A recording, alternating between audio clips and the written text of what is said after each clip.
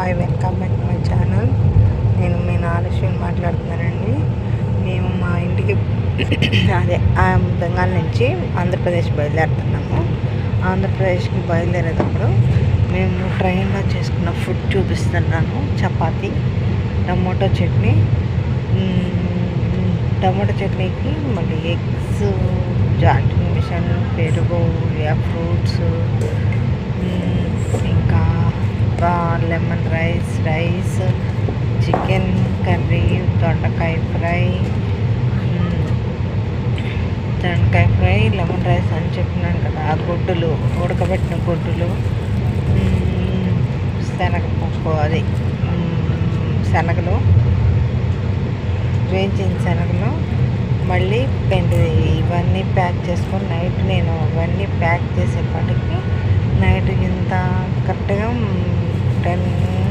11:30 అయ్యింది. 11:30 bowl wash చేసి clean చేసి మొత్తం క్వార్టర్స్ మొత్తం క్లీన్ చేసి మొత్తం ఎక్కడున్న సామాను అక్కడ ప్యాక్ చేసి సర్దేసి మళ్ళీ కాక్రోచ్ రాకుండా చెత్త కచరా మొత్తం తీసుకెళ్ళి బయటేసి నేను రెడీ అయ్యి స్నానం చేసి రెడీ అయ్యేపాటికి నాకు కరెక్ట్గా 1 o'clock అయింది. 1 o'clock అయ్యేపాటికి ఇంతలోకి మా ఆయన నిద్రలేచాడు. నిద్రలేచి బయలుదేరదామని అన్నారు. నేను ఇంకా బయలుదేరగానే కారు ఆయన వచ్చాడు. కారు ఎక్కాము. కారు ఎక్కి కొంచెం దూరం రాగానే ఇవి కార్ జర్నీ నాకు సెట్ అవ్వదు.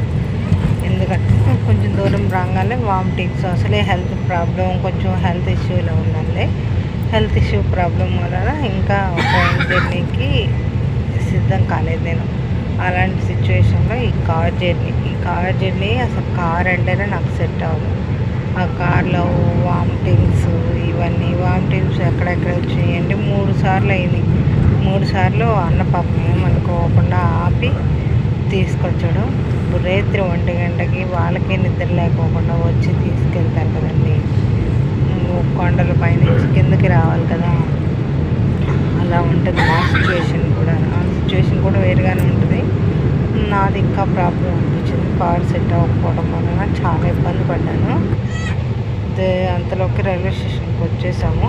వచ్చి బ్యాగ్స్ అన్నీ అక్కడ పెట్టుకుని కూర్చొని ఉన్నాం. ప్రస్తుతానికైతే నేను కూర్చొని ఉన్నా. మా బాబు నుంచున్నాను. మా ఆయన ట్రైన్ ప్లాట్ఫారం మీదకి వచ్చి ఏంటి అడుగుతున్నారు, చూస్తున్నారు. నేనేమన్నా అట్లా కూర్చొని ఉన్నాను. ఎందుకంటే వామిటింగ్ ఏం ప్రాబ్లం, చాలా హెల్త్ ఇష్యూ మీద ఉన్నాను కదా, అందుకని ఈ ప్రాబ్లం మీద ఇలా